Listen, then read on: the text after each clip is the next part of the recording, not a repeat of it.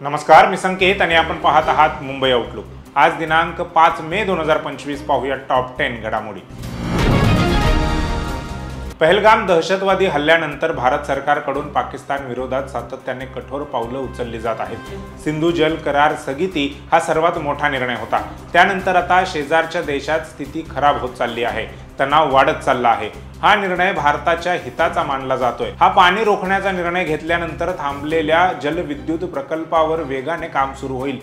सिंधू जल करार स्थगित केल्यानंतर केंद्रीय गृहमंत्री अमित शहा आणि जलशक्ती मंत्री CR पाटील यांच्या 2 बैठका झाल्या होत्या। या आठवड्यात केंद्रीय गृहमंत्री अमित शहा यांच्यासोबत एक मोठी बैठक होण्याची शक्यता आहे। या आठवड्यात होणाऱ्या बैठकीत परराष्ट्र, ऊर्जा, कृषी मंत्रालयाचे मंत्री आणि अधिकारी सुद्धा बैठकीत सहभागी होऊ शकतात। बीडचे माजी सरपंच संतोष देशमुख यांची मुलगी वैभवी देशमुखला 12वीत 85% मिळालेले आहेत। आज महाराष्ट्र राज्य बोर्डाच्या 12वीचा निकाल जाहीर झाला आहे। निकाल जाहीर होण्यापूर्वी वैभवीने आपल्या वडिलांच्या प्रतिमेचं दर्शन घेतलं होतं। यावेळी वैभवी भावुक झाली होती। निकाल जाहीर झाल्यानंतर वैभवीला वडिलांच्या आठवणीने अश्रू अनावर झालेले बघायला मिळाले। कौतुकाची थाप मारायला आज वडील नाही, अशी भावना निकाला आधीच वैभवीने व्यक्त देखील केली होती। आज माझं कुटुंब उघड्यावर पडलं आहे, हे बोलताना वैभवी वडिलांच्या आठवणीने गहिवरून गेली। 12वीच्या परीक्षांच्या काळातच संतोष देशमुख यांची निर्घृणपणे हत्या करण्यात आली होती। त्यामुळे देशमुख कुटुंब त्या दुःखात असतानाच वैभवी हिने परीक्षा दिली होती। त्यामुळे तिच्या या यशाचं आज सगळ्यांनाच कौतुक वाटत आहे। बदलापूर विद्यार्थ्यांच्या अत्याचार प्रकरणातील आरोपी अक्षय शिंदे यांच्या कथित एन्काउंटर प्रकरणात मुंबई उच्च न्यायालयाने दिलेला SIT स्थापन करण्याचा निर्णय सर्वोच्च न्यायालयाने बदलला आहे। या प्रकरणात आता DGP यांच्या देखरेखीखाली समिती नेमण्यात येणार आहे। बदलापूर एन्काउंटर प्रकरणात मुंबई उच्च न्यायालयाने आधी पोलीस आयुक्त लक्ष्मी गौतम यांच्या अध्यक्षतेखाली SIT नेमण्याचे आदेश दिले होते। त्या विरोधात राज्य सरकार सुप्रीम कोर्टात गेले होते। बदलापूर येथील एका शाळेतील 2 लहान विद्यार्थिनींचे लैंगिक शोषण प्रकरणातील सफाई कामगार आणि आरोपी अक्षय शिंदे याला तळोजा जेलमधून कल्याण येथे आणताना 23 सप्टेंबर 2024 रोजी कथित स्वरूपामध्ये एन्काउंटर झाले होते। या प्रकरणात अक्षय शिंदे याच्या पालकांनी नुकसान भरपाईसाठी मुंबई हायकोर्टात धाव घेतली होती। वैभवी देशमुखने 12वीला चांगला अभ्यास करत 12वीच्या परीक्षेत घवघवीत यश मिळवले आहे। आज 12वीचा निकाल लागला। वैभवीला 85% गुण मिळाल्याचे समोर आले। त्यानंतर खासदार सुप्रिया सुळे यांनी संतोष देशमुखांच्या मुलीला म्हणजेच वैभवीला कॉल केला।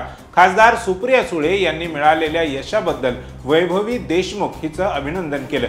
यावेळी सगळा आनंद हिरावून घेतला ताई, आता काय उपयोग असं म्हणत वैभवी देशमुखने आपल्या वडिलांच्या नसण्याची खंत व्यक्त केली। सुप्रिया सुळेंना फोनवरती बोलताना वैभवीने आता फक्त न्याय मिळायला हवा हीच अपेक्षा आहे असं व्यक्त केलं। तर सुप्रिया सुळे यांनी मला तुझा खूप अभिमान आहे असं म्हणत वैभवीचं कौतुक केलं। भाजपचे प्रदेशाध्यक्ष चंद्रशेखर बावनकुळे यांनी पक्षातील कार्यकर्त्यांना कानमंत्र दिला, तुम्ही काँग्रेस फोडा, रिकामी करा। त्यांच्या या वक्तव्याचा चांगलाच समाचार शिवसेना उभाटा नेते आणि खासदार संजय राऊत यांनी घेतला। चंद्रशेखर बावनकुळे हे मंत्री आहेत, पक्षाचे प्रदेशाध्यक्ष आहेत। त्यांना थोडी लाज वाटली असती तर असे विधान केले नसते असे राऊत म्हणाले। भाजपवर संजय राऊत यांनी कठोर टीका केली। ते म्हणाले, आजचा महाराष्ट्रातील भाजप हा खरा भाजप नाही, त्यांना सत्तेचा माज आला आहे। आजचा भाजप हा 70% पेक्षा इतरांचा पक्ष आहे। त्यांच्या मंत्रिमंडळातील लोक पहा किंवा विधानसभेत निवडून आलेले आमदार पहा, हे उपरे आहेत। पक्षातील लोकांना स्थान देण्याऐवजी त्यांना संधी दिली आहे। ज्या लोकांनी संघावर टीका केली आहे, स्वातंत्र्यवीर सावरकर यांच्यावर टीका केली आहे, त्या लोकांना सोबत घेऊन भाजप पक्ष वाढवत आहे, असा घाणाघात राऊत यांनी केला। भाजप प्रदेशाध्यक्ष आणि महसूल मंत्री चंद्रशेखर बावनकुळे यांनी पुण्यात भाजप पदाधिकाऱ्यांच्या बैठकीत काँग्रेसवर जोरदार हल्ला चढवला। काँग्रेसला फोडा, काँग्रेस रिकामी करा असा थेट संदेश त्यांनी पदाधिकाऱ्यांना दिला। तर काँग्रेसमधून कोणी आलं तरी तुमचा विचार अगोदर करणार असेही त्यांनी म्हटले. आता काँग्रेस खासदार वर्षा गायकवाड यांनी चंद्रशेखर बावनकुळे यांच्यावर जोरदार पलटवार केलाय. वर्षा गायकवाड म्हणाल्या की चंद्रशेखर बावनकुळे यांना काँग्रेसला खाली करणं हे मकाऊ मधल्या कसिनोमध्ये गेम खेळण्यासारखं वाटतं का? एका रात्रीत काँग्रेस खाली होईल का असं त्यांना वाटत असेल तर तो त्यांचा गैरसमज आहे. पक्ष संपवण्याची भाषा कोणी करू नये हे बोलणे हे उर्मटपणाचं मस्तीचं उदाहरण आहे. माणसाने बोलत असताना विचार करून बोललं पाहिजे. या आधी सुद्धा त्यांच्या नेत्यांनी काँग्रेस मुक्त भारत त्यांना करायचा होता असं म्हटलं होतं. 400 पारचे स्वप्न पाहणारे 240 वर थांबले. महाराष्ट्रात सुद्धा खासदार किती निवडून आले ते बघा असं म्हणत त्यांनी चंद्रशेखर बावनकुळे यांच्यावर पलटवार केला.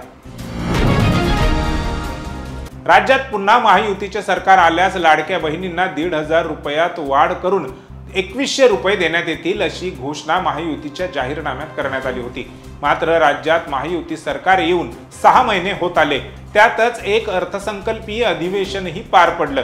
मात्र लाडक्या बहिणींना 2100 रुपये कधी मिळणार हा प्रश्न अनुत्तरितच आहे.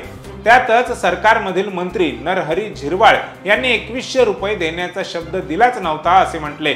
तर आता मंत्री संजय शिरसाट यांनीही स्पष्टपणे भूमिका मांडली आहे. लाडक्या बहिणींना 1,500 चे 2100 देता येणार नाही ही वस्तुस्थिती मान्य करावी लागेल असे शिरसाट यांनी म्हटले आहे. राज्यातील सामाजिक व न्याय विभागाचे मंत्री असलेल्या संजय शिरसाट यांनी गेल्या काही दिवसांपासून त्यांच्या खात्याला पैसे कमी मिळाले असल्याचा दावा केला. विशेष म्हणजे लाडकी बहीण योजनेसाठी आपल्या खात्याचा पैसा वळवण्यात आल्याचेही त्यांनी म्हटले. त्यामुळे सरकारमध्येच लाडकी बहीण योजनेवरून एकवाक्यता नसल्याचे दिसून येत आहे.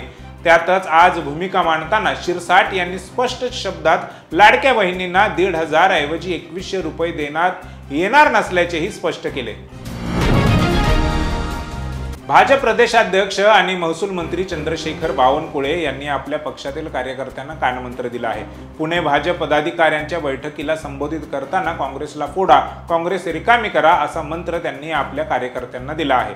तर दुसरीकडे याच वक्तव्याचा काँग्रेसकडून जोरदार समाचार घेत प्रत्युत्तर देण्यात आले. भाजप ही काँग्रेसचे नेते खाणारी चेटकीन आहे. विरोधकांना फोडण्याचं जे भाजप प्रयत्न करताय त्याचा आम्ही निषेध करतो. नरेंद्र मोदी आणि देवेंद्र फडणवीस हे मोठे नेतृत्व सांगणारे नेते त्यांच्याकडे आहेत, परंतु ते काँग्रेसच्या भरवशावर निवडणुका जिंकतात हा विश्वास भाजपमध्ये आहे असे म्हणत काँग्रेस प्रदेशाध्यक्ष हर्षवर्धन सपकाळ यांनी भाजपवर टीका केली आहे.